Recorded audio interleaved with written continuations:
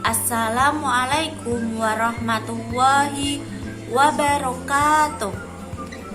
Selamat pagi anak-anak. Apa kabarnya anak-anak?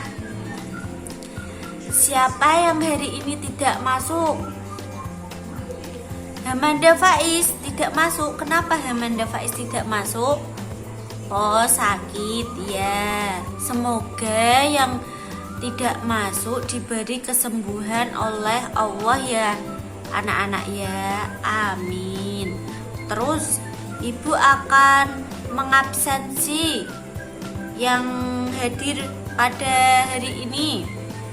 Roditu masuk, Daulan Sari masuk, Inka Hestia masuk, Diah Ismawati masuk.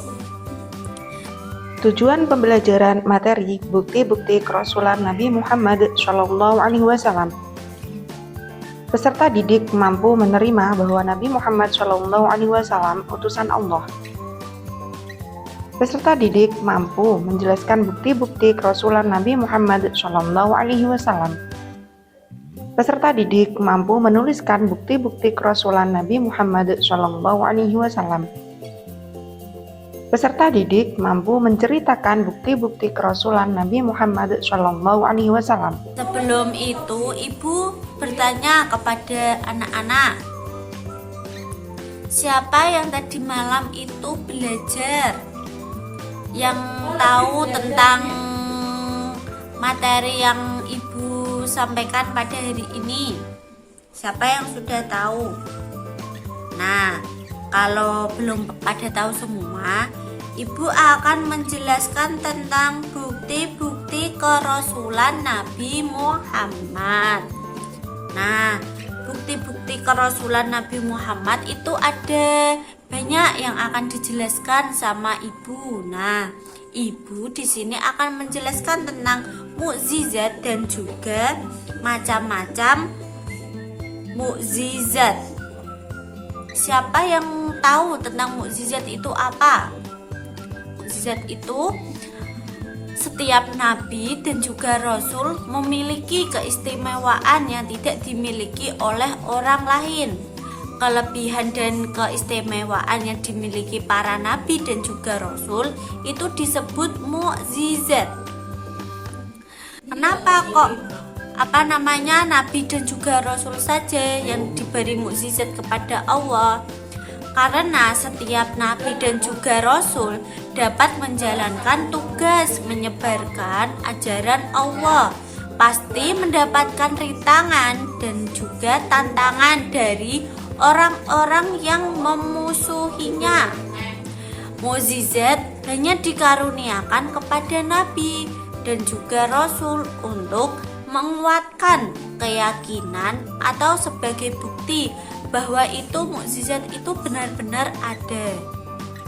Nah, selanjutnya ibu akan menjelaskan tentang macam-macam mukjizat.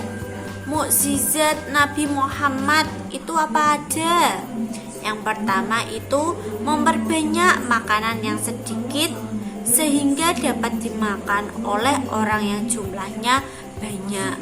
Walaupun makanannya itu sedikit, tapi itu bisa untuk dimakan oleh orang banyak. Yang kedua yaitu dapat membelah bulan menjadi 2 bagian.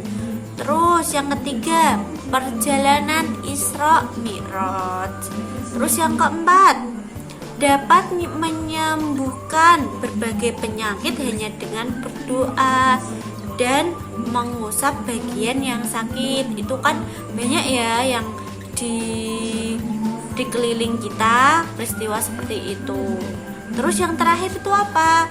Kitab Al-Quran yang merupakan mukjizat yang besar bagi Nabi Muhammad. Kenapa?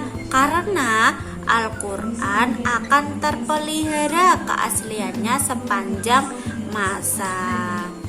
Itu tadi anak-anak yang ibu jelaskan tentang pengertian mukjizat dan juga macam-macam mukjizat. Selanjutnya selanjutnya itu anak-anak akan dijelaskan oleh Ibu Roro dan juga Ibu Alfi tentang materi-materi selanjutnya.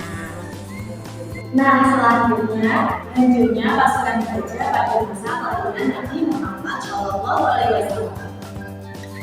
Pada masa kelahiran Nabi Muhammad Shallallahu Alaihi Wasallam, tempat kejadian yang luar biasa yaitu ada serombongan pasukan gajah yang dipimpin Raja Abraham. Raja Abraham hendak menunjukkan kabar pertama Nabi Muhammad semakin ramai dan bangsa Quraisy semakin mengenal, dan setiap tahunnya selalu ada rumah manusia untuk haji. Hal itu membuat Raja Abraham menjadi iri dan berusaha menggelekan rumah manusia agar tidak lagi ke Mekah. Abraham mendirikan gereja besar di sana yang bernama Al-Quds. Namun tak ada seorang pun yang mau datang ke gereja Al-Quds. Abraham marah dan akhirnya mengarahkan kendaraan gajah untuk menyerang Ka'bah. Di dekat Ka'bah, pasukan gajah merampas benda-benda itu termasuk 100 ekor unta Abdul Muthalib tidak menyangka akan keputusan Abraham supaya menghadap Abraham. Dan pada akhirnya Abdul Muthalib meminta untanya akan diberikan dan bersedia mengungsi bersama Abdul, dan Abdul Muthalib berdoa kepada Allah supaya Abraham diselamatkan. Pada saat itu keadaan kota Mekah sepi, tentara Abraham dengan leluasa mengatakan dan siap untuk menunjukkan Ka'bah. Allah Subhanahu wa Ta'ala pada saat itu mengutus gunung Ababil untuk membawa kerikil sijil dengan palanya. Kerikil itu dijatuhkan tepat mengenai kepala masing-masing pasukan gajah tersebut hingga tembus ke badan sampai ke kaki. Peristiwa ini diabadikan dalam Al-Quran Surat Al-Qiyamah. Pasukan gajah juga mendapat azab dari Allah Subhanahu wa Ta'ala. Kegagalan pasukan gajah menghasilkan Ka'bah merupakan kabar gembira dari kaum Quraisy. Kekalahan pasukan Abraham dalam menyerang Ka'bah sangat berarti dan berputus asa. Kaum Quraisy para penjaga Ka'bah menganggap zaman itu sebagai pertanda dari suatu peristiwa masa depan yang dihubungkan dengan tempat ibadah yang telah dibangun oleh Nabi Ibrahim alaihissalam untuk menyembah Allah Subhanahu wa Ta'ala. Kehancuran dan kekalahan tentara gajah yang memimpin Raja Abraham merupakan bagian dari Allah Subhanahu wa Ta'ala sebagai penghormatan atas kelahiran Nabi Muhammad Shallallahu Alaihi Wasallam, karena peristiwa ini terjadi beberapa saat sebelum kelahiran Nabi Muhammad Shallallahu Alaihi Wasallam. Selanjutnya, peristiwa yang menghubungi malam kelahiran Nabi Muhammad Shallallahu Alaihi Wasallam. Kesaksian berbeda Mekah dan penduduk Yahudi asli. Seorang penduduk Yahudi yang bermukim di Mekah pada malam kelahiran Rasulullah Shallallahu Alaihi Wasallam, dia bertanya dengan kedua orang-orang Quraisy, apakah ada anak yang lahir di antara bulan malam ini? Penduduk kaum Quraisy menjawab, saya tidak tahu.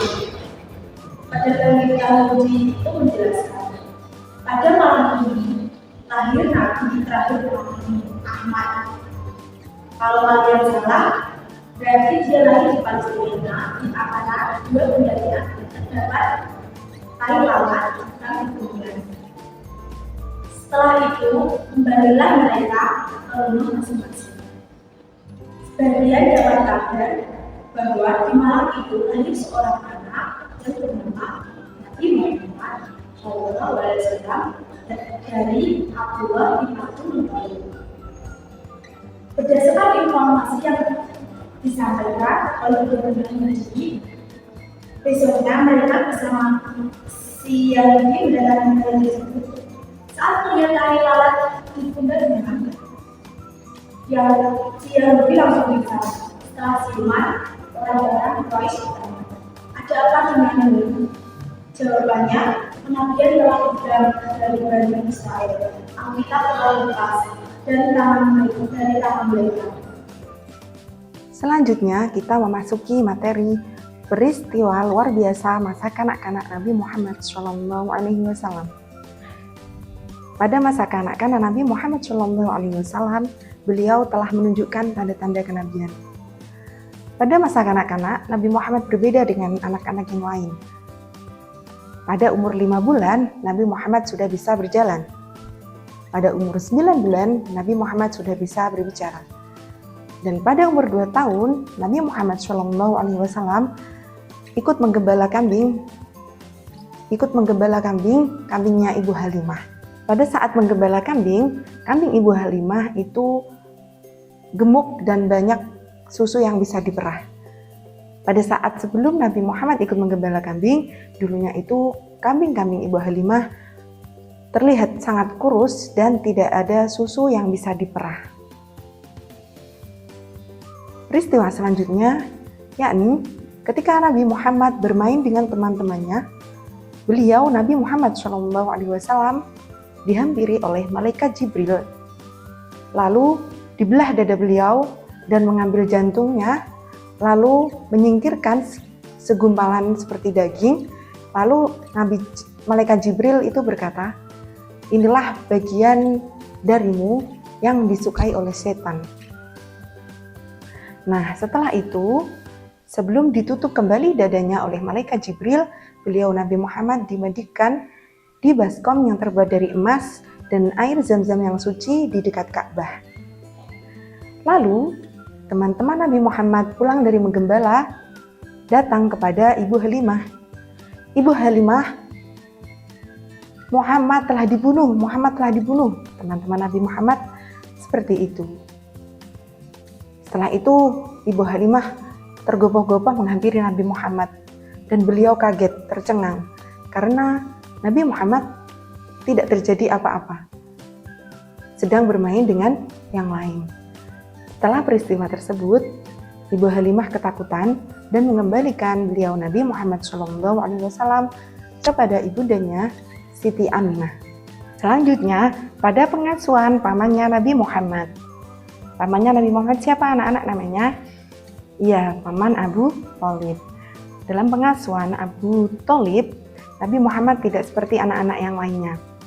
Nabi Muhammad selalu terlihat rapi, menyisir rambutnya dan berpakaian sopan. Nabi Muhammad, beliau tidak suka berganti pakaian di depan pamannya. Nah, walaupun pada saat itu zaman jahiliyah sangat biasa untuk melihatkan untuk berganti pakaian di depan pamannya atau di depan laki-laki yang lain. Nabi Muhammad sangat terjaga dari masa kanak-kanak karena beliau tidak pernah minum minuman keras, tidak pernah memakan daging yang disembelih untuk disembahkan kepada berhala. Nabi Muhammad tidak suka dengan keramaian. Beliau lebih suka menyendiri dan selalu bertutur kata sopan. Setelah pembelajaran hari ini, apa aja sih tadi yang disampaikan oleh ibu guru kepada anak-anak? Ya, apa aja tadi? Yang pertama, mukjizat. Apa itu mukjizat? Mukjizat adalah suatu keistimewaan atau kelebihan yang dimiliki oleh para nabi dan rasul. Selanjutnya, mukjizat Nabi Muhammad. Nah, yang pertama, terjadinya Isra Mi'raj. Yang kedua, turunnya Al-Quran. Dan selanjutnya, Nabi Muhammad bisa membelah bulan. Selanjutnya, evaluasi untuk anak-anak. Nanti, anak-anak membentuk 4 atau 5 kelompok. Nah, satu kelompok mendapatkan LKPD di samping ini dan menjawab soal-soal yang sudah terlampir.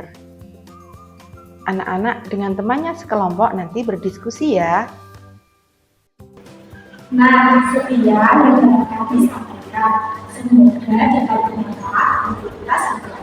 Kita akhiri pembelajaran kali ini dengan bacaan hamdalah. Alhamdulillah, Rabbil alamin. Wassalamualaikum